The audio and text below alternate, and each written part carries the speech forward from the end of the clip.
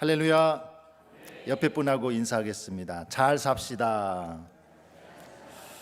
다시 한번요. 제자로 잘 삽시다. 부흥의 첫째 날은 성도님들이 많이 옵니다.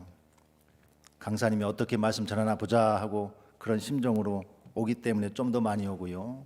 마지막 날은 마지막 날이기 때문에 많이 오는데, 마지막 날이 왜 중요한가 하면 예수님께서 요한복음 7장에서 그 초막절 마지막 명절 끝날 큰 날에 그렇게 말씀하시면서 누군지 주의 이름을 부르는 자는, 명절 끝날 곧 큰 날에 예수께서 서서 외쳐 이르시되 누구든지 목마르거든 내게로 와서 마셔라, 그렇게 말씀하시면서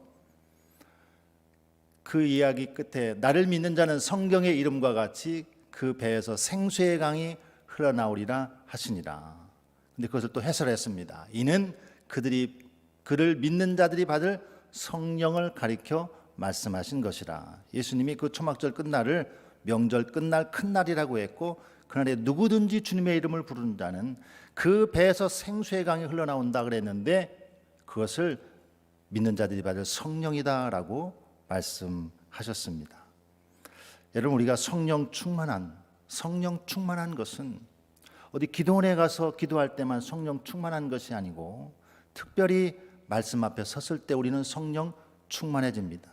왜냐하면 주님께서 약속하셨거든요. 요한복음 14장에서 제자들과 이제 주님이 이제 죽으셔야 되는데 떠날 것을 예고하니까 제자들이 걱정합니다. 그 제자들을 안심시킵니다. 두려워하지 말라, 염려하지 말라. 나를 믿으니 또 내 아버지를 믿으니 또 나를 믿으라. 내 아버지 집에 거할 곳이 많도다. 그러면서 이제 작별을 예고하시면서 26절에 가면 주님께서 보혜사 성령을 약속을 하십니다. 그때 뭐라고 약속하시면, 보혜사 곧 아버지께서 내 이름으로 보내실 성령, 그가 너희에게 모든 것을 가르치며 내가 너희에게 말한 모든 것을 생각나게 하리라.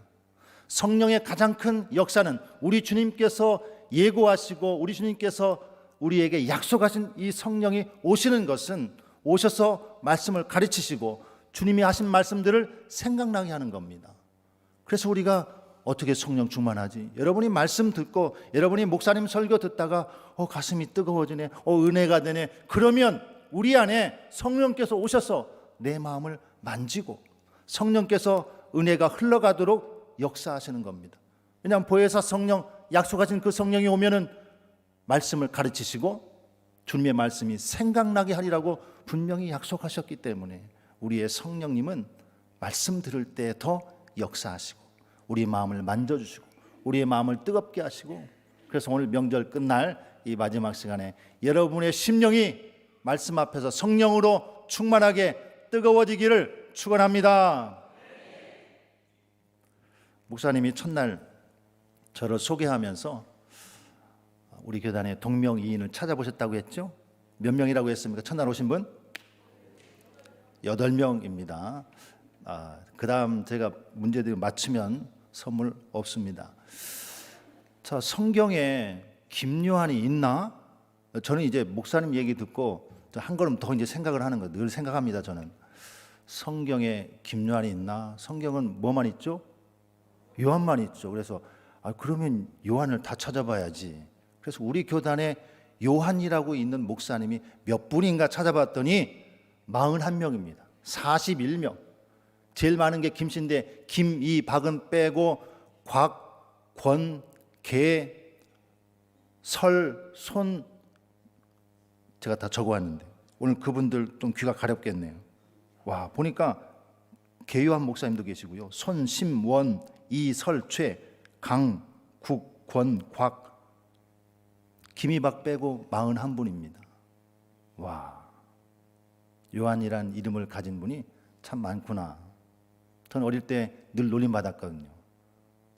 친구들이 그때는 유일하게 아는 게 요한 바오로 2세니까 요한 바오로 2세다. 이름도 요한이란 이름이 낯설잖아요. 그래서 늘 놀림받았는데 지금은 감사하게 생각합니다. 신학교 다닐 때 교수님이 출석을 부릅니다. 어떤 교수님은 제 이름 앞에서 꼭 영어식으로 불러요. 존 킴. 그러면 제가 대답을 안 할 수가 없습니다. 제 이름 부를 때마다 짠킴 그러면은 그 수업 시간은 빠질 수도 없어요. 근데 어느 날 그 교수님이 저에게 이렇게 묻습니다. 짠킴, 예, 출석했는데 자네는 세례 요한인가 사도 요한인가? 그렇게 묻는 겁니다. 그때가 이제 막 20살 때잖아요. 제가 멋있게 보이려고 세례 요한이고 싶은 사도 요한입니다. 이렇게 대답을 한 거예요. 지금 생각하면 얼마나 건방지고 세상에 말도 안 되는 말을 한 거예요. 주님의 복음을 전하고 주님을 예비하고 주님의 기다리심을 준비하고 광야의 길을 준비하다가 복음을 전하다가 감옥에서 목이 베어진 그 세례 요한의 발꿈치에 때도 못 미칠 그 이름을 감히 제가 그렇게 말한 겁니다. 예수님 복음 전하다가 박해받고 반모섬에 유배되어서 하나님의 영감을 받아 성경을 기록하는 그 사도 요한, 감히 뭐라고? 세례 요한이고 싶은 사도 요한입니다. 정말 그러니까 모르면 무식하면 용감하다고 제가 그렇게 했습니다.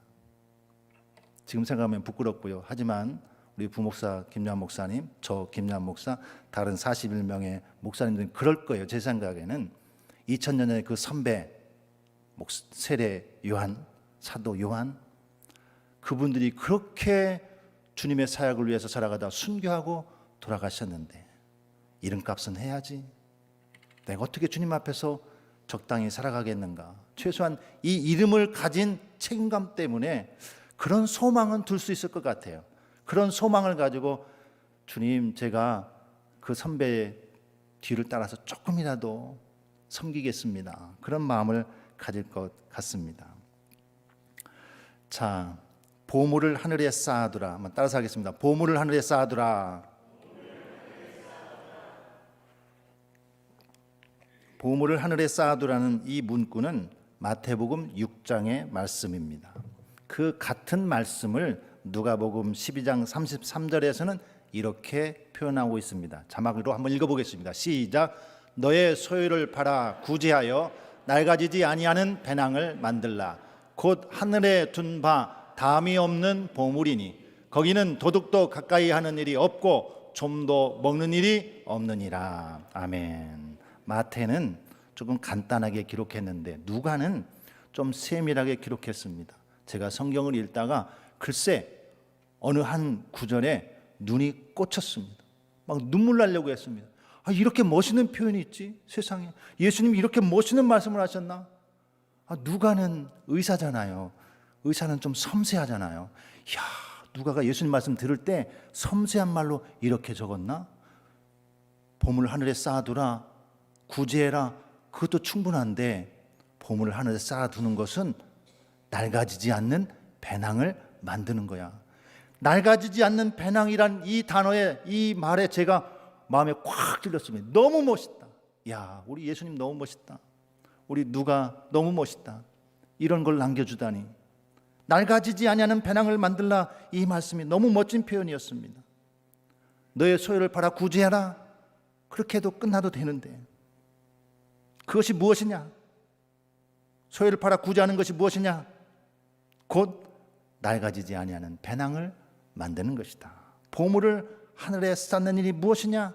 낡아지지 않는 배낭을 만드는 것이다.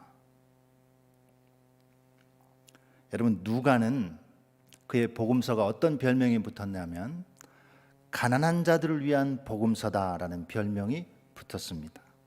누가복음 1장에 아기 예수님을 잉태한 마리아가 마리아의 찬가가 나옵니다. 그의 팔로 띄워주십시오. 그의 팔로 힘을 보이사 마음의 생각이 교만한 자를 흩으셨고 권세 있는 자를 그 위에서 내리치셨으며 비천한 자를 높이셨고 줄이는 자를 좋은 것으로 배불리셨으며 부자는 빈손으로 보내셨도다. 하나님의 아들을 잉태한 마리아가 그 복중의 아이를 잉태하고 그 소식을 듣고 수태고지를 듣고 마리아가 찬미를 올리는데 이 비천한 기집종을 돌보셨습니다. 그 찬미를 드리는데 그 메시지 핵심 가운데 그게 뭐냐면은 우리 하나님은 비천한 자를 돌보시고 나같이 비천한 여인에게 은혜를 주시고 그리고 실제로 비천한 자에게 가난한 자에게 줄인 자에게 하나님의 관심이 있구나. 하나님은 그래서 가난한 자를 하나님은 사랑하시고 오히려 부자는 다른 이유가 없어요. 그냥 부자는 빈손으로 보냈다 이렇게 표현하고 있습니다. 누가복음 4장에서 예수님께서 광야 시험 다 마치고 공생이 시작하는 스타트하는데 회당에서 이사야서 61장을 펴서 읽습니다. 그래서 17절부터 19절까지 보면은 선지자 이사야의 글을 드리거늘 책을 펴서 이렇게 기록된 데를 찾으시니 곧 주의 성령이 내게 임하셨으니 이는 가난한 자에게 복음을 전하게 하시려고 내게 기름을 부으시고 나를 보내사 포로된 자에게 자유를 눈먼 자에게 다시 보게 함을 전파하며 눌린 자를 자유롭게 하고 주의 은혜를 전파하게 하려 하십니다. 주님께서 당신의 메시아 사역을 이렇게 정의했습니다. 당신의 사명 선언을, 그것은 이미 일찍이 이사야가 오래전에 메시아의 사역을 예언한 그것을 그대로 가져왔어. 주의 성령이 내게 임하셔서 내가 이 사명 감당하는데 가난한 자에게 복음을 전하는 것이다. 가난한 자에게 복음을 전하는 것이다 라고 당신의 사명을 선언하셨던 겁니다. 그 가난이 진짜 가난이냐 영적 가난이냐 이거 따질 이유가 없습니다. 그냥 가난한 자에게 복음을 전하시려고, 이것이 주님의 메시아 사역의 그 첫 출발에서 자기 사명 선언을 그렇게 하셨던 겁니다. 성경에는 셀 수 없이 많은 부와 재물에 관한 말씀이 등장하고 있습니다. 부와 재물이 결코 악한 것은 아닙니다. 그러나 성경을 다 읽어보면 방향이 잘못되면, 잘못 흘러가면, 목표가 잘못되면 이것은 책망받는구나 하는 것을 우리는 얼마든지 찾아볼 수 있습니다. 우리가 살아가는 데 있어서 이 부라고 하는 것이 정말 필요합니다. 돈이란 무엇이냐, 물질이란 무엇이냐 너무나 중요하지 않습니까? 최근에 국제적으로 캄보디아에서 우리 젊은이들이 어떤 범죄에 연루되고 그래서 피해자가 되고 가해자가 되고 이런 일이 있었습니다. 젊은이들이 직장 갖기가 너무 어렵습니다. 취직하기가 어렵습니다. 그런데 우여곡절 끝에 취직이 됐습니다. 직장에 가서 월급을 받으면 그 월급이, 그 돈이 얼마나 귀합니까? 얼마나 귀합니까? 우리의 재물은 다 귀한 겁니다. 내 땀이 들어가고, 그래서 그런 결과물 때문에 우리는 이 재물에 대한 소중함이 있습니다. 다만 우리가 말씀을 통해서 이렇게 정리하는 겁니다. 디모데전서 6장 10절 돈을 사랑함이 일만하게 뿌리가 되나니 이것을 탐내는 자들은 미혹을 받아 믿음에서 떠나 많은 근심으로써 자기를 찔렀도다. 그 앞에 있는 게 중요합니다. 돈을 사랑함이, 돈을 대상으로 사랑함이 결국 그것이 우리의 믿음을 저버리게 하고 근심으로 자기를 찔러버립니다. 자기를 찌르는데 어떻게 삽니까? 어떻게 신앙생활을 합니까? 근심이 항상 자기를 찌르는데, 근데 그 원인을 봤더니 돈을 사랑함이, 그렇게 성경은 말씀해주고 있습니다. 예수님의 비유 중에는 돈과 재물에 관한 말씀이 많다고 했습니다. 누가복음 12장에서 어떤 한 젊은이가 예수님께 와서 자신의 형이 우리 아버지 유산 혼자 꿀꺽 했는데 예수님, 내 형에게 유산 좀 나누라고 해주세요 라고 말을 합니다. 예수님 말씀하시죠. 나는 재판장이나 물건 나눈 사람이 아니다. 너희의 모든 탐심을 물리쳐라. 사람의 생명이 그 소유에 넉넉한 데 있지 않다라고 말씀하셨습니다. 그러면서 비유 말씀을 또 들려주세요. 하여튼 예수님은 이야기꾼이라 비유 말씀. 자, 16절부터 또 비유로 그들에게 말하여 이르시되 한 부자가 그 밭에 소출이 풍성하며 심중에 생각하여 이르되 내가 곡식 쌓아둘 곳이 없으니 어찌할까 하고 또 이르되 내가 이렇게 하리라. 내 곡간을 헐고 더 크게 짓고 내 모든 곡식과 물건을 거기에 쌓아두리라. 또 내가 내 영혼에게 이르되 영혼아 열에 쓸 물건을 많이 쌓아두었으니 평안히 쉬고 먹고 마시고 즐거워하자 하리라 하되. 이 부자 이야기하면서 이 부자가 생각하기를 곡식이 많이 늘었습니다. 추수가 잘 됐습니다. 곡간이 더 필요하구나. 곡간 더 져야 되겠다. 곡간을 더 짓고.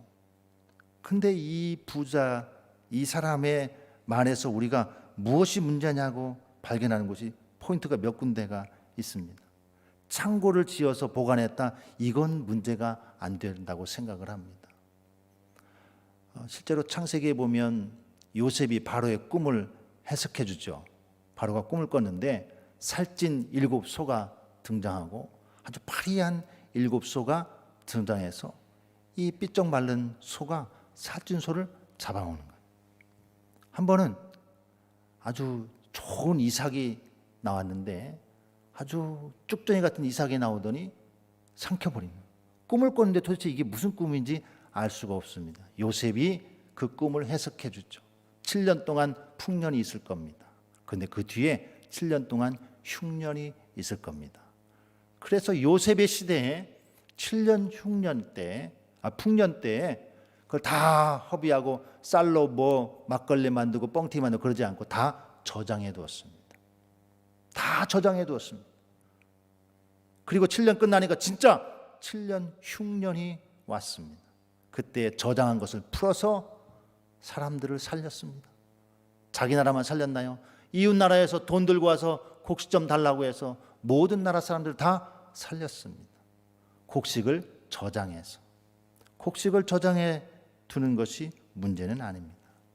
근데 우리가 말씀 읽어보니까 저기에 뭐라고 얘기하냐면 이 부자가 내 영혼아 내가 내 창고를 짓고 내가 이렇게 하리라 내가 몇 번 나옵니까? 여러분 읽어보십시오. 몇 번 나옵니까? 내가 내 곳간을 헐고 더 크게 지으리라.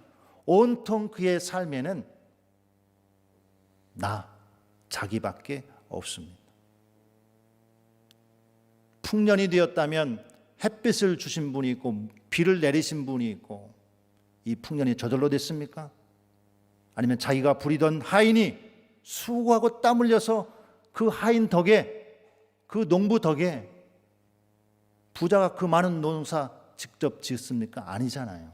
누군가 도와준 사람이 있고 일꾼이 있고 그 일꾼에 대한 배려, 그 일꾼에 대한 이야기는 없습니다.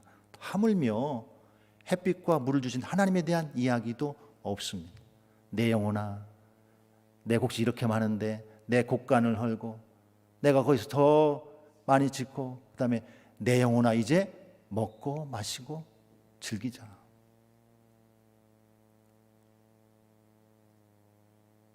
그 다음에 아주 중요한 것도 하나 빠졌습니다.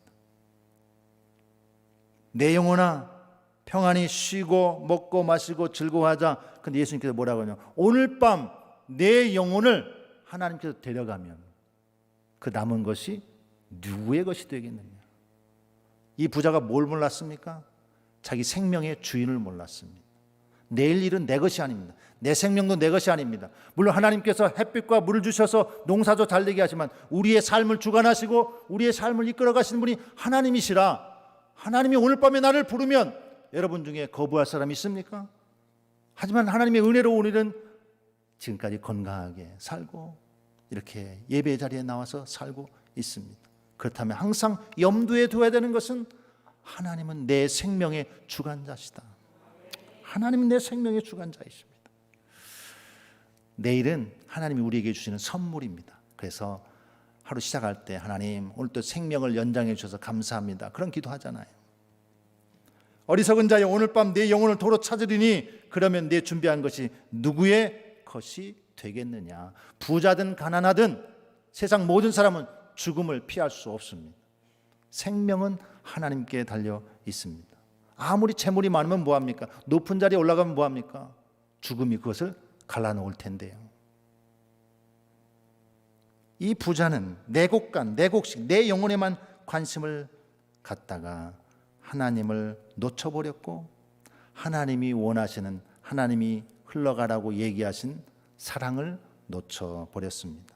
요셉은 7년 창고에 잘 쌓았다가 흉년 때 굶어 죽어가는 수많은 옆에 있는 나라들까지 다 살려냈습니다. 차이가 있죠. 내 영혼아 내 곳간 먹고 마시고 즐기자. 그것과 사람을 살리는 것은 이렇게 큰 차이가 있다는 것입니다. 누가복음 16장에도 두 개의 비유가 나옵니다. 앞에 나오는 비유를 우리가 무슨 비유라고 부르냐면 불의한 청지기의 비유다 이렇게 부릅니다. 어떤 부자에게 자기가 다 관리할 수 없으니까 청지기 일꾼을 뒀습니다. 근데 어느 날 주인이 들었습니다. 우리 집 청지기가, 우리 집 이 관리자가 주인의 재산을 허비하고 있다는 것을 소문을 들었습니다. 그래서 그날 불렀습니다. 여보게 와보게. 아니 내가 들었는데 자네가 내 자산을 지금 낭비하고 있다며? 이제 더 이상 우리 집에서 회계 보는 일 끝. 당신은 더 이상 우리 집에서 일 못하네 하고 그 일을 맡기지 않고 돌려보냈습니다. 그날 밤에 이 불의한 청지기가, 주인의 재산을 막 허비했던 불의한 청지기가 밤새 생각을 한 겁니다. 어떡하지? 그가 만일 떳떳했다면 그 자리에서 주인에게 주인님 아닙니다. 전 절대 그런 일이 없습니다. 그렇게 말했을 텐데 불의한 청지기라 이미 해먹었습니다. 할 말이 없어요. 집에 와서 생각하기를 내가 이제 이 집 회계도 못하고 청지기도 못하는데 어떻게 할까? 이 나이에 내가 땅을 파자니 힘들고 빌어먹자니 부끄럽구나. 곰곰이 생각하다가 한 가지 꾀를 생각해 냈습니다. 그래서 자기 주인에게, 진짜 주인에게 빚졌던 그 빚쟁이 장부를 가져다 놓고 다 한 사람씩 부릅니다. 여보 김서방 얼마 빚졌어? 예, 밀 100섬입니다. 아 그래? 그럼 여기 80이라고 적어. 기름 100마리입니다. 그럼 50이라고 적어. 가짜 장부를 써주고 주인한테 빚졌던 사람들의 빚을 다 깎아주기, 감형하기 시작했습니다. 나중에 주인이 알았습니다. 근데 주인이 뭐라고 하냐면 오호 지혜롭게 했네 그렇게 말합니다. 이게 예수님의 비유 이야기입니다. 지금 그 빚들을 다 자기 마음대로, 그러니까 그 전에도 주인에게 손해를 끼쳤는데 그 뒤에도 자기 마음대로 장부를 써서 모든 빚쟁이들의 빚을 깎아준 거 아닙니까? 근데 주인이 나중에 이 얘기 듣고는 불의한 청지기가 지혜 있게 했다고 칭찬을 했습니다. 예수님 당시에도 유대인들은 이 장사가 뛰어나서 고리대금업을 많이 했습니다. 이 주인은 밀 100섬을 빌려주면 이자를 이미 몇 섬을 막 후려쳐가지고 이자 받는 거예요. 그 당시 다 그랬어요. 예수님도 알고 있고 다 그랬습니다. 실제적으로 이 사람이 좀 감행해 줬지만 주인에게 그렇게 큰 손해는 아니에요. 근데 무엇을 지혜롭게 했냐면 예수님께서 이 비유를 이야기하시면서 불의한 재물로 친구를 사귀라 이렇게 말했거든요. 아니 불법적인 돈으로 친구를 사귀란 말인가? 불의한 재물로 친구를 사귀라 말씀입니다. 예수님께서 이 비유를 한 목적이 뭐냐면 세상에 재물을 쌓아두는 어리석은 사람을 지적하기 위해서 비유로 말씀한 겁니다. 이 불의한 청지기에게 주인의 돈은 자기의 미래를 보장해 주지 못합니다. 주인이 내 자산 좀 관리해. 돈 주인은 다 주인 거예요. 자기는 관리만 하는 거예요. 주인의 돈이 자기의 미래를 보장해 주지 못한다는 거예요. 우리가 인생 살아가면서 재물이 우리의 인생을 보장해 주지 못하는 것과 마찬가지입니다.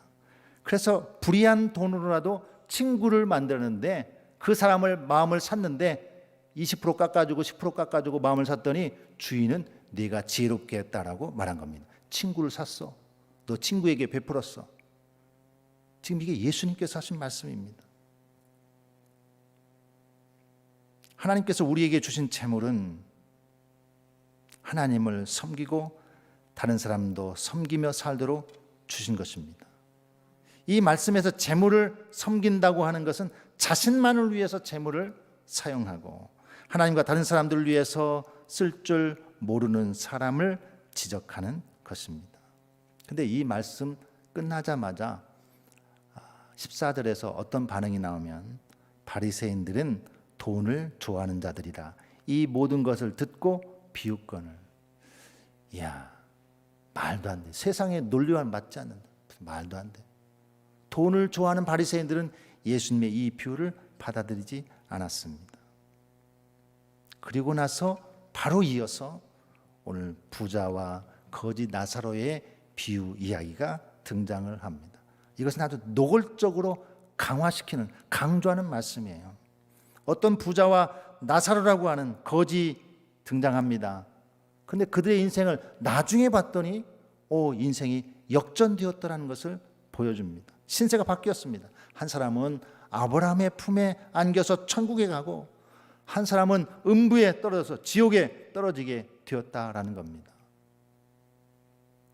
자기만을 위해서, 혼자만을 위해서 재물을 쌓아둔 그런 일을 하면 안 된다. 불의한 재물로라도 친구를 사귀라.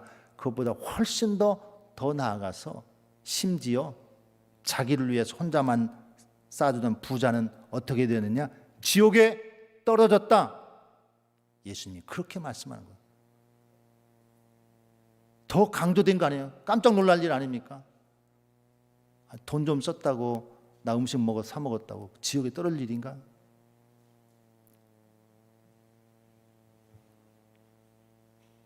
누가복음 16장 19절부터 21절까지 한번 보겠습니다. 한 부자가 있어 자색 옷과 고운 베옷을 입고 날마다 호롭게 즐기더라. 그런데 나사로라 이름한 한 거지가 헌데투성이로 그의 대문 앞에 버려진 채 그 부자의 상에서 떨어지는 것으로 배불리려 하며 심지어 개들이 와서 그 헌데를 핥더라. 이 부자의 집 앞에 나사로라고 하는 거지가 살았습니다. 참 두 사람의 인생이 너무 비참하고 비교됩니다. 한 사람은 부자라서 날마다 음식을 먹고 즐기고 있는데 한 사람은 그 부자의 상에서 떨어진 그거라도 받으려고 했는데 개들이 먼저 와서 집어가든가 이 상처난 데를 핥아버리더라. 얼마나 비참한 이야기입니까? 이 부자는요, 자색 옷을 입고 고운 베옷을 입고, 왕이나 높은 사람도 입던 옷이 자색 옷이고 고운 베옷은 최고의 속옷인데 그것을 입고 있습니다. 날마다 호화롭게 즐기더라. 좋은 옷을 입고 날마다 잔치하고 있었습니다. 그런데 반대로 나사로는 참 헐어서 진물이 나오고 배가 고파서 그 부자의 대문에 쭈그려 앉아 버려진 채 있었다라는 겁니다. 그런데 시간이 흘러서 두 사람 다 죽게 되었습니다. 참 공평한 것은 모든 사람은 다 죽습니다. 하나님은 다 부르셔요. 다 부르시고 다 결산합니다. 하나님 부르실 날이 있고 부르실 때가 있습니다. 그리고 그 때에는 반드시 결산이 있다고 그랬습니다. 두 사람 모두 다 죽었습니다. 죽음을 피할 사람은 아무도 없습니다. 예수님께서 이 재물 이야기하실 때 가만히 보면은 이 종말에 대한 이야기, 세상 끝날 이야기, 이 지금 이처럼 한 사람은 지옥에 한 사람은 천국에 이런 것과 연관해서 말씀을 하십니다. 이 땅에 살면서 마지막 때를 생각하지 못하고 오늘 배불리 먹고 살아가는 그것만 생각하는 사람은 성경은 일관되게 어리석은 자라고 표현하고 있습니다. 부자도 죽었고 나사로도 죽었습니다. 그런데 그 후에 두 사람의 운명이 달라졌습니다. 거지 나사로는 천사들에게 받들어져 아브라함의 품에 들어가고 부자는 고통 중에 음부에 들어갔다는 것입니다. 부자가 특별히 나쁜 짓을 했나요? 거지 나사로가 선한 일을 했나요? 예수님의 비유에는 그런 건 다 없습니다. 설명이 다 생략되어 있어요. 그런데 부자는 날마다 연락하고 즐기며 살다가 결국 지옥에 갔고, 거지 나사로는 그렇게 비참하게 살았지만 아브라함의 품에 들어갔더라. 부자는 그럼 왜 음부에 갔습니까? 부자가 무슨 잘못을 했기에? 그것을 찾을 수 있는 구절이 있더라고요. 23절, 24절에 보니까 그가 음부에서 고통 중에 눈을 들어 멀리 아브라함과 그의 품에 있는 나사로를 보고 불러 이르되 아버지 아브라함이여 나를 긍휼히 여기사 나사로를 보내요. 그 손가락 끝에 물을 찍어 내 혀를 서늘하게 하소서. 내가 이 불꽃 가운데서 괴로워하나이다. 이 사람이 갔던 곳은 너무나 괴로운 불꽃 가운데도 힘들어하는 지옥입니다.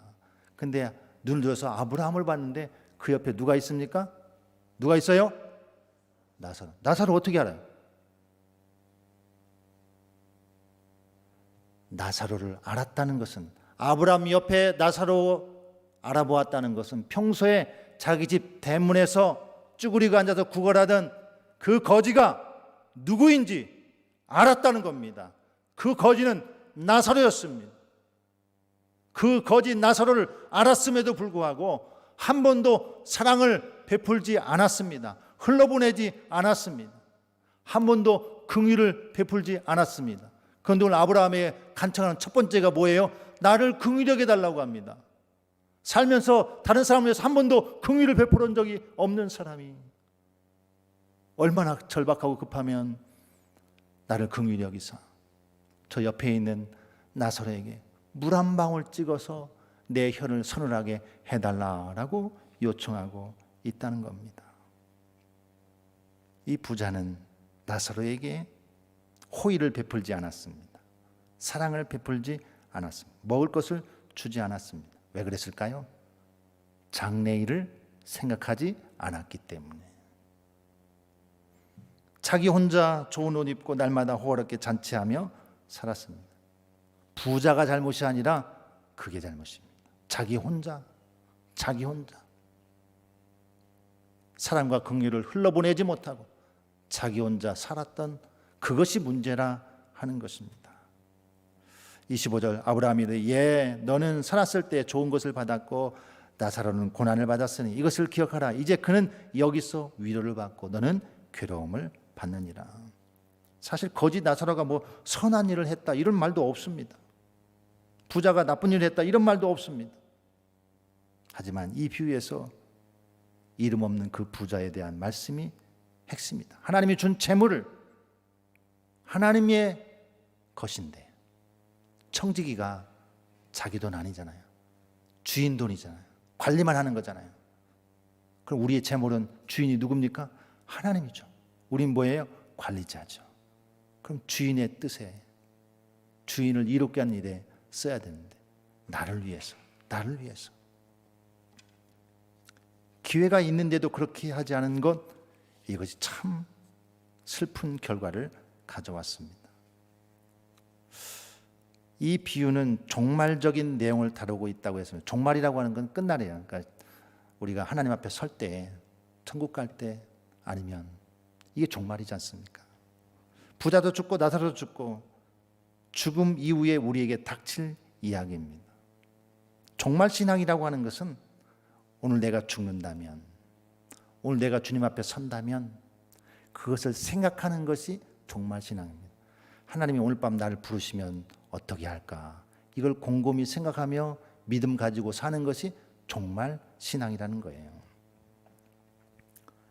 이스라엘 백성들이 하나님이 모세를 통해서 애굽에서 건져주셨습니다. 출애굽했습니다. 광야로 들어갔습니다. 광야 40년 길을 걸어갑니다. 40년 광야 길 동안에 그들을 인도한 것은 누구입니까? 하나님이죠. 하나님이 어떻게 인도했습니까? 낮에는 구름기둥으로, 밤에는 불기둥으로. 하나님께서 구름기둥과 불기둥으로 이스라엘 백성들, 당신의 백성들, 구원한 자녀들을 인도하셨습니다.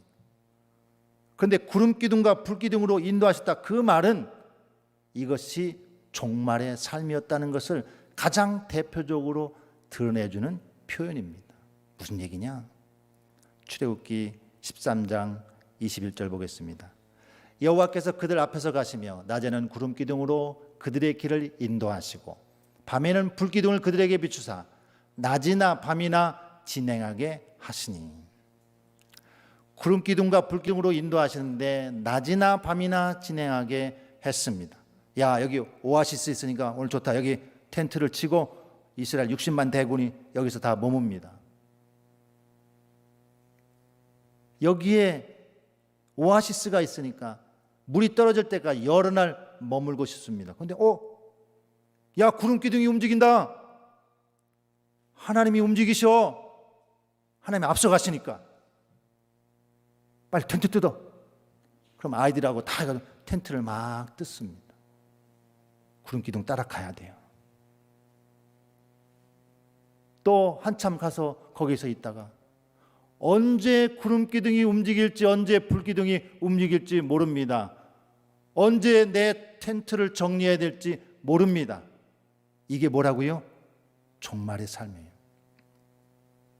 구름기둥과 불기둥으로 이스라엘 백성들을 밤낮으로 인도하셨다는 것은 철저히 이 백성을 인도하시는 분 하나님이시고, 하나님께서 우리의 인생을 운행하시고 움직이시는데 하나님의 구름기둥이 이동하면, 앞서가시면 우리는 따라갈 수밖에 없어.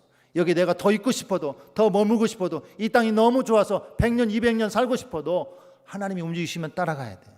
광야의 삶은 철저히 구름 기둥과 불 기둥의 삶이었습니다. 하나님이 움직이시면 따라가는 삶, 오늘 움직일지 내일 움직일지 알지 못하기 때문에 늘 준비하는 삶. 구름 기둥이 언제 움직일까? 오늘 움직일까? 매일 긴장하는 삶, 매일매일이 마지막이라고 하는 삶, 이게 바로 종말 신앙입니다. 하나님의 백성들은 그 신앙을 가지고 사는 거예요. 그리스도인들은 주님 다시 오신다고 했으니 언제 주님 오실까? 이 재림 신앙 가지고 살아가야 되는 겁니다.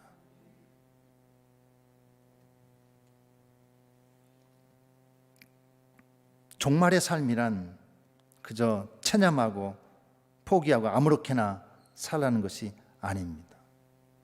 우리의 돌아갈 본향이 있습니다. 아버지께서 예비하신 지, 주님께서 제자들에게 두려워하지 말라, 놀라지 말라, 내가 아버지께로 가야. 아버지 집에는 거할 거처가 많다. There are many mansions. 많은 맨션 집이 있다. 아버지 집에는. 우리가 가야 될 본향이 아닙니까? 예레미야 32장에는 예레미야 선지자가 하나님의 특별한 어떤 명령을 받습니다. 이때 시대 상황이 어떻냐면 이미 바벨론 군대가 남유다에 쳐들어와서 아나돗이라고 하는 예레미야의 고향은 아마 이제 다 쑥대밭이 됐고 예루살렘 성의 포위에 있는 상황입니다. 그때 하나님께서 이 예레미야에게 이상한 말씀을 시킵니다. 6절부터 그냥 자막을 천천히 그냥 넘겨주시면 되겠습니다. 예레미야는 하나님께서 이스라엘 망한다 그 메시지 전하라 해서 백성들로부터 미움을 받고 그래서 왕의 뜰에 갇혀 있습니다. 근데 하나님이 갑자기 올라오더니 야, 네 사촌이 방문할 건데 네 사촌이 말한 그 땅을 사라 이렇게 말씀합니다. 지금 예레미야는 왕의 시위대 뜰에 갇혀 있습니다. 밖에는 바벨론 군대가 쳐들어왔고 고향은 다 이미 무너졌습니다. 그런데 감옥에 있는 사람에게 땅을 사라니요, 은 17세계를 달아주고 그 땅 사라 그렇게 말합니다. 도대체 이해할 수 없습니다. 전쟁통입니다. 나라가 풍전도가 빼앗기고 고향은 이미 쑥대밭이 됐는데 그 아나돗에 있는 밭을 왜 사요? 내가 지금 감옥에 있습니다. 언제 풀려날지 모릅니다. 전쟁에 무슨 땅이 필요합니까? 쓸모없는 것입니다. 그런데 예레미야는 하나님의 말씀에 순종합니다. 실제로 1년 뒤에 완전히 멸망해서 바벨론에 70년 동안 포로로 끌려갑니다. 그런데 하나님께서 예레미야에게 그 땅을 사라고 한 이유가 있습니다. 너희가 나중에 돌아올 것이기 때문에 땅을 사라. 오늘은 아나돗에 있는 밭을 사고 다음에는 더 큰 땅 내가 일러줄 테니까 그거 사라. 그러니까 예레미야가 감옥에 있는데 그 땅 사기 위해서 보증을 사람을 세우고 등기하고 진심으로 감옥에 있는 사람이 그 땅, 그 밭을 계약하기 위해서 진심으로 노력하면서 그 밭을 계약을 합니다. 은 17세계를 달아주고. 이러면 땅이 필요 없습니다. 밭이 필요 없습니다. 근데 하나님의 상징 행동이에요. 하나님이 장차 이것을 보여줄 것이기 때문에, 장차 내가 이 땅을 너희에게 줄 것이기 때문에, 너희가 다시 돌아올 것이기 때문에 그거 등기해. 그 땅 사놔. 내가 이거 주는 땅이야. 보증하는 땅이야. 하나님이 말씀하셨으니 지금 내 형편과 처지로 보면 도저히 땅 사는 일은 맞지도 않고 가당치도 않지만 순종합니다. 하나님의 계획에 소망을 둡니다. 은을 달아주고 계약서 쓰고 봉인하고 깊은 토기에 넣어서 그것을 보관합니다. 하나님의 말씀에 대한 신뢰, 미래에 대한 소망, 그것을 예레미야가 보여주고 있었던 것입니다. 하나님께서 우리에게 언약을 세우시고 말씀하실 때 우리가 그것을 믿음으로 받는 사람이 있고 그렇지 못한 사람이 있습니다. 예레미야 같은 경우는 진짜 정상적인 삶에 부동산 가격이 좋을 때처럼 하는 것처럼 진짜 계약서를 세밀하게 쓰고 하나님 서기관에게 보내고 봉인하고 공증하고 그렇게 해서 이 계약을 마칩니다. 하나님을 의뢰하고 하나님께 소망을 두고 하나님을 믿는 사람들의 삶은 이러해야 될 줄로 믿습니다. 오늘 내가 하루 잘 먹고 잘 사는 것이 아니라 내 미래가 내가 가야 될 본향이, 하나님이 원하시는 가치가 무엇인지를 생각하면 오늘의 내 삶도 달라지죠. 내 주머니도 달라집니다. 분명합니다. 왜냐하면 하나님께 내 목표를 두기로 작정했기 때문에 그렇습니다. 그 부자가 아브라함한테 제발 좀 나사로한테 손가락에 물을 찍어서 내 혀를 좀 한 방울만 떨어뜨려 달라고 그렇게 간절히 말하고 있는 그 부자, 만약에 미래를 볼 수 있었다면 그가 그랬을까요? 그의 미래, 이 참혹한 이 불구덩이에서 물 한 방울이 아쉬운 그 참혹함을 알았다면 그가 부자였을 때 그렇게 냉정할 수 있었을까요? 음식 좀 주면 되는데 그거 왜 못 줍니까? 미래를 알지 못했기 때문에, 미래에 대한 생각이 없었기 때문에 부자는 어리석은 부자였던 것입니다. 야고보서 4장 13절 이하의 말씀에 보면은 야고보 사도가 이렇게 말합니다. 들으라, 너희 중에 말하기를 오늘이나 내일이나 우리가 어떤 도시에 가서 거기서 1년을 머물며 장사하여 이익을 보리라 하는 자들아, 내일 일을 너희가 알지 못하는도다. 너희 생명이 무엇이냐? 너희는 잠깐 보이다가 없어지는 안개니라. 미국의 가장 큰 부자들 탑 10을 뽑으라면, 그리고 미국의 전체에 있는 부자들의 퍼센테이지를 이렇게 보면은 압도적으로 차지하고 있는 게 유태인들입니다. IT, 금융, 돈 되는 곳에는 다 유태인들이 꽉 잡고 있습니다. 제가 말하면 여러분도 알만한 사람, 빌 게이츠, 워런 버핏, 또 마크 저버, 블룸버그, 이런 사람들이 미국 경제를 잡고 있는 사람인데 특징이 뭐냐? 유태인들이에요. 유태인들의 탈무드를 여러분 보셨죠? 탈무드. 어린아이들이 보는 탈무드에 보면 야, 어려서부터 돈을 어떻게 쓰는 건지 보면 보이고요. 장사를 어떻게 하는 건지 다 보입니다. 그래서 유태인에게 가장 유태인다운 직업은 장사하는 일입니다. 어떤 사람이 계획을 품었습니다. 내가 오늘이나 내일이나 아무 도시에 가서 장사해서 이익을 보리라. 대충 하는 것이 아니라 계획을 세웁니다. 어디 가서 개업해야 이 사업이 잘 될까? 장소 조사를 마치고 무슨 업종을 할까 다 마치고 얼마 동안 할까? 1년 동안 계약하고 거기서 이익을 남길 것을 계산을 끝냈습니다. 오늘이나 내일이나 어느 도시에 가서 1년을 머물며 장사하여 이익을 보리라 하는 자들아. 그러니까 유태인들에게 장사가 가장 큰 매력이고 유태인다운 건데, 이 야고보 사도 하는 말이 가장 유태인다운 직업을 가진 계획한 그 사람이 있었다고 보여주는 거예요. 그런데 그 뒤에 말이 뭡니까? 내일 일을 너희가 알지 못하는도다. 너희 생명이 무엇이냐? 잠깐 보이다가 없어지는 안개니라. 너희가 도리어 말하기를 주의 뜻이면 우리가 살기도 하고 이것이나 저것을 하리라 할 것이거늘 이제도 너희가 허탈한 것을 자랑하니 그러한 자랑은 다 악한 것이라. 그러므로 사람이 선을 행할 줄 알고도 행하지 아니하면 죄니라.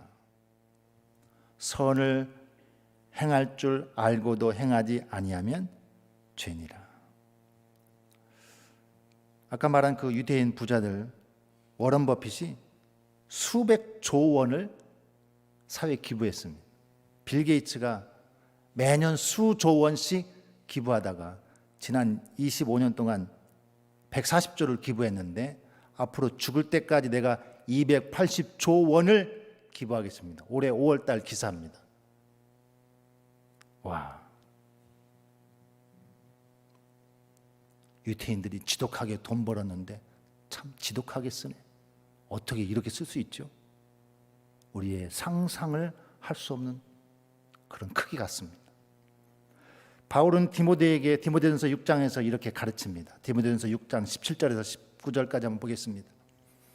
내가 이 세대에서 부한 자들을 명하여 마음을 높이지 말고 정함이 없는 재물에 소망을 두지 말고 오직 우리에게 모든 것을 후히 주사 누리게 하시는 하나님께 두며 선을 행하고 선한 사업을 많이 하고 나누어 주기를 좋아하며 너그러운 자가 되게 하라. 이것이 장래에 자기를 위하여 좋은 터를 쌓아 참된 생명을 취하는 것이니라. 이 말씀이 어디 세상에 유명한 사람이 들려주는 그런 어떤 토크쇼에 나온 말이 아닙니다. 강연자가 하는 말이 아니에요. 하나님의 말씀이에요. 이 세대의 부한자들에게 명하여서 너희가 허탄한 재물에 너의 소망을 두지 마라. 너의 소망을 어디에 둬라? 하나님께 둬라. 이 시대의 허탄한 부자들은 그럴 수 있을 가능성이 많으니까 허탄한 곳에 소망을 두지 마라. 마음을 높이지 마라. 정함이 없는 재물에 소망을 두지 말라. 오직 우리에게 모든 것을 후히 주사 누리게 하시는 하나님께 두어라. 소망을 하나님께 두는 겁니다. 소망을 하나님께 두는 사람이 나타나는 삶이 있어요. 그게 뭐냐면 선을 행하고 선한 사업을 많이 하고 나누어주기를 좋아하며 너그러운 자가 되게 하라. 이것이 장래 하나님 우리에게 예비하신 그곳에 갔을 때 자기의 생명을 위해서 좋은 터를 쌓는 것이다. 우리는 늘 그렇게 배웠잖아요. 예수 천당, 불신주. 예수 믿으면 예수 믿고 구원받는 것. 그 다분히 예수 믿고 구원받는 것 법률적으로는 다분히 맞아요. 그런데 많은 그리스도인들이 왜 세상에서 손가락질 받고 인정받지 못합니까? 예수 믿는 거 구원받는 이것은 의롭게 구원받는 칭의의 이 법리는 맞습니다. 그런데 우리의 생활에서 의롭다고 하는 것이 무엇이지? 하나님이 왜 우리를 의롭게 보실까? 그거를 모르는 거예요. 삶에서 드러나지 않는 거예요. 삶에서 하나님을 보여주지 않는 거예요. 삶에서 하나님을 흘러보내지 않는 거라고 저는 생각을 합니다. 그러니까 디모데에게 야 이렇게 가르쳐라, 이렇게 전해라. 이 세대에서 부한자들을 명하여 가르쳐서 꼭 명심하십시오. 마음을 높이지 말고 정함이 없는 재물에 소망을 두지 말고 오직 우리에게 모든 것을 후히 주시는 하나님께 두어라. 그렇게 하는 것이 장래. 그 부자가요, 그 장래를 알았다면, 아브라함의 품에 그렇게 나사로가 안길 것 알고 자기는 지옥에 갈 것을 알았다면 그렇게 했겠냐고요. 답답하니까 그 부자가 간청을 합니다. 제발 나사로 좀 보내서 우리 집 아버지 집에 보내요. 내 형제가 5이 있는데 가서 좀 얘기 좀 해서 제발 이곳에 오지 말게 해달라고. 그 얘기는 제발 좀 그들은 나눠주며 살게 해달라고. 그래서 뭐라고 얘기합니까? 여기와 거기는 갈 수가 없어. 선지자가 간다고 되는 게 아니야. 살아있는 선지자에게 말씀을 들으면 되지 죽었다가 살아난 사람이 간다고 해서 되는 게 아니야. 부흥회 때 이렇게 말했는데도 안 하면, 그러면 어떤 죽었다가 살아와서 야, 너 하나님의 뜻대로 살아야 돼, 그렇게 말한다고 듣는 게 아니라 그 얘기입니다. 선지자가 있으니 선지자에게 들으면 된다. 이 세대의 부한자들을 명하여라고 그랬습니다. 이 세대의 부한자가 있으면 가는 저 세대의 부한자가 있습니다. 저 세대의 부한자가 있다. 저 세대의 부한자는 누구인가? 이 세대의 부한자는 스스로 마음을 높이고 정함이 없는 재물에 소망을 두고 살아가는 자들. 저 세대의 부자는 소망을 하나님께 두는 자들. 소망을 하나님께 둔 자는 선을 행하고 선한 사업을 하고 나누어 주기를 좋아하며 너그러운 자가 되는 것. 중요한 말씀 나옵니다. 왜 한국 기독교가 이렇게 왜 이런 손가락질을 당해야 됩니까? 왜 이 좋은 말씀 가지고 있는데, 좋은 복음의 메시지가 있는데 왜 우리가 이렇게 살아야 됩니까? 이 세대의 부한자가 될 거냐? 저 세대의 부한자가 될 거냐? 이 땅에 소망을 둘 거냐? 하나님께 소망을 둘 거냐? 장래에 나를 위해서 좋은 터를 쌓는 그런 믿음이 있으시기를 축복합니다. 밥 피어스라는 목사님이 있습니다. 월드비전이라는 단체 아시나요? 월드비전, 사회복지법인 월드비전. 예전에는 선명회라고 한참 불렸고요. 2000년부터 월드비전이라고 불리고, 그 전엔 선명회 전에는 전망회라고 그 모임이 사회복지법인입니다. 구호단체였습니다. 밥 피어스 목사님이 한국전쟁 때 미군 종군 기자로 이곳에 옵니다. 충무중앙교회가 50년대 세워졌죠. 한국전쟁통에 와, 멋있다. 전쟁통에 교회가 세워졌으니 얼마나 멋있습니까? 그 밥 피어스 목사님이 미국에 와서 한국전쟁에 종군 기자로 왔다가 수많은 전쟁에 고아와 과부들 그 안타까운 모습을 보고 미국으로 돌아가서 나중에 한국에 다시 오는데 그때 가서 미국 교회들 돌아다니면서 모금 운동을 합니다. 그 코리아라고 하는 동방의 조그만 나라가 전쟁 통해 수많은 사람들이 생명을 잃었고 그 길거리에 나앉은 어린아이들, 고아들, 홀로 된 여인들 그들을 도와줍시다. 그러면서 바피어스 목사님이 했던 유명한 말이 있습니다. 자막을 한번 보여주실까요? 한번 같이 읽겠습니다. 시작. 하나님의 마음을 상하게 하는 것으로 인해 나의 마음도 상하게 하소서. 만약 하나님이 길바닥에 있는 저 고아이가 밥을 못 먹어서 쓰러져 있는데 하나님이 그것을 보셨다면 우리 하나님이 마음을 아파하실까? 하나님의 마음이 상하게 하는 것들이 너무 많이 지구상에 일어나고 있는데 내가 가만히 있다니 하나님 내 마음도 상하게 해주세요. 하나님의 마음이 상하게 하는 것들로 인해서 내 마음도 상하게 해주세요. 그래서 많은 사람들에게 호소하고 그래서 돌아와서 영락교회 한경직 목사님하고 이제 선명회를 세우고 그것이 월드비전이 된 겁니다. 제가 예전에 들었는데 어디 가면 주먹 자랑하지 말고 어디 가면 돈 자랑하지 마라. 근데 가만히 내가 와서 며칠 동안 생각하니까 그중에 통영도 들어간 것 같아요. 아닌가요? 옛말에 그런 말이 있죠. 여수 통영 가면 돈 자랑하지 마라. 그런 말 없었습니까? 여러분 중에 나는 부자가 아니어서 다행이다 그렇게 생각할 분이 있을 겁니다. 재벌만이 부자가 아닙니다. 부자는 상대적 부자죠. 10,000원 있는 분하고 10만 원 있는 분하고 10만 원 있는 분이 부자입니다. 우린 다 부자예요. 우린 다 부자예요. 상대적 부자예요. 주님은 너의 보물을 땅에 두지 말고 하늘에 쌓아두라 했습니다. 하늘에 쌓아두는 연습을 잘 해야 합니다. 제가 나중에 큰 거 한 방으로 할게요. 아니에요. 일상에서 매일의 삶에서 그 쌓는 연습 해야 됩니다.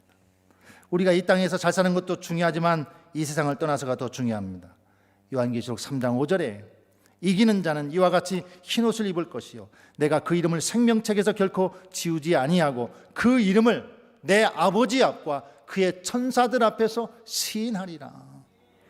그 이름을 생명책에 기록할 뿐 아니라 아버지 앞과 천사들 앞에서 시인하겠다고 했습니다. 오늘 그 부자 이름이 뭐예요? 그 부자 이름 없습니다. 거지는 나사로. 거지의 이름은 나사로, 부자의 이름은 없습니다. 저와 여러분이 다 이름을 가지고 있죠. 우리의 종착지가 있습니다. 그때 하나님께서 우리의 이름을 생명책에 기록하고 하나님 앞과 천사들 앞에서 그렇게 힘든데 뭘 그렇게 열심히 섬기며 살았니? 그렇게 어려운데 옆집 그렇게 도와주면서 살았니? 야, 정말 고맙다. 내가 해야 되는데 네가 내 대신 해서 너무 고맙다. 하나님 앞과 천사들 앞에서 시인하고 인정한다 그 말입니다. 얼마나 감사한 일입니까? 얼마나 감사한 일입니까? 우리의 최종 목적지는 하늘나라다. 저는 붕괴 끝나고 여러분에게 그런 긍휼의 삶이 많아졌으면 좋겠습니다. 충무중앙교회가 하나님의 마음을 흘려보낸 세상에 구원받을 영혼들, 건져내야 될 영혼들이 너무 많거든요. 그것을 위해서 정말 그런 사역에 부흥이 일어났으면 좋겠습니다. 선교와 구제, 영혼 살리는 일에 낡아지지 아니하는 배낭을 만드십시오. 전 여러분의 가정에 배낭 하나쯤은 다 있었으면 좋겠어요. 여보, 우리 가정에 무슨 배낭 만들까? 얘들아, 우리 가정 하나님께서 이렇게 은혜를 주셨는데 혹시 우리 어디에 무슨 배낭을 만들어 볼까? 얼마나 좋아요. 1,000원이든 2,000원이든 낡아지지 않는 배낭을 여러분의 가정에서부터 또 여러분의 교회가 그 일을 한다면 하나님이 기뻐하시고 하나님이 인정하시고 하나님이 천사들 앞에서 우리를 시인하신다라는 겁니다.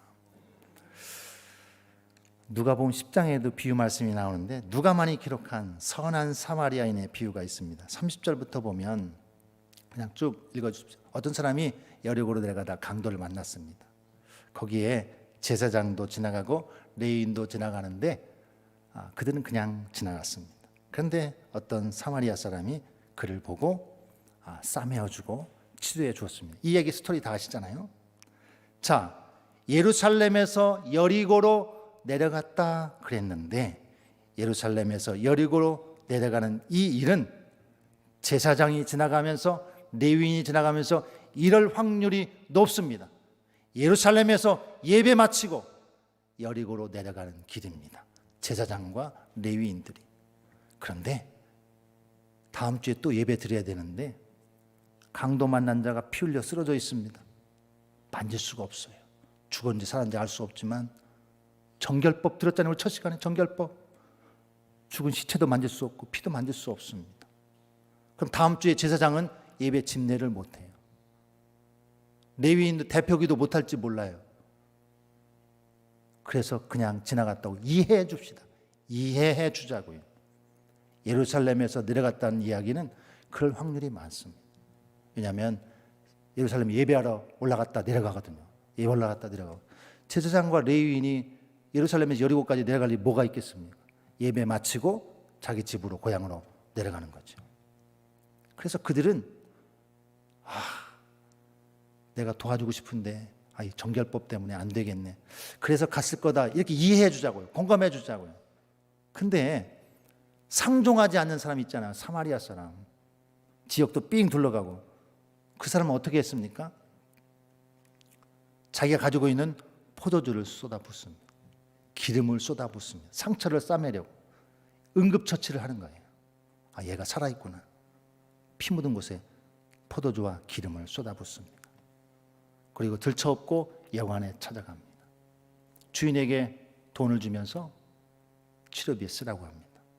더 들어가면 내가 나중에 돌아올 때 갚겠다고 말합니다. 예배학에서는 제가 예배학을 공부했습니다. 예배학에서는 이런 말이 있습니다. 모든 예배는 불확정적이다. 우리가 오늘 예배 드렸습니다. 주일날 예배 드렸습니다. 예배 드리면 예배 드린 거죠. 끝난 거죠. 목사님이 축도하고 파송했으면 그날 예배 끝난 거잖아요. 그런데 왜 모든 예배는 불확정적이라고 말할까? 그날 목사님이 하나님의 말씀을 펴서 하나님의 말씀을 풀어 설교했습니다. 내 부모를 공경하라. 이웃을 사랑해라. 아멘 하고 축도까지 다 끝나고 집에 들어갔습니다. 집에 가서 부모님에게 효도를 안 합니다. 집에 가서 부모님에게 효도를 했을 때 그날의 예배는 그 자리에서 확정되는 겁니다. 하나님의 말씀을 듣고 그 하나님의 말씀이 내 삶의 자리에서 드러났을 때 그날의 예배가 거기서 확정되는, 끝난 거예요. 주일 예배 시간 1시간 끝나고 축도받고 여기서 확정되는 게 아니라 이웃을 사랑해라. 밖에 나가서 이웃을 사랑했을 때 그날의 예배가 끝났다는 겁니다. 그래서 모든 예배는 불확정적이다라고 말하는 겁니다. 이 강도 만난 이야기, 선한 사마리아의 이야기에서 누가 강도 만난 자의 이웃이냐? 자비를 베푼 사람입니다. 그랬더니 주님이 가서 너희도 그렇게 해라. 이 사람이 강도 만난 자를 보고 불쌍히 여겨서 가까이 다가가서 기름을 붓고 포도주를 붓고, 그 귀한 겁니다. 아깝지 않습니까? 다 쏟아붓습니다. 주머니에는 돈, 있는 돈 다 내드린 겁니다. 부족하면 내 나중에 와서 주겠다고 모든 것을 다 쏟아 부었습니다.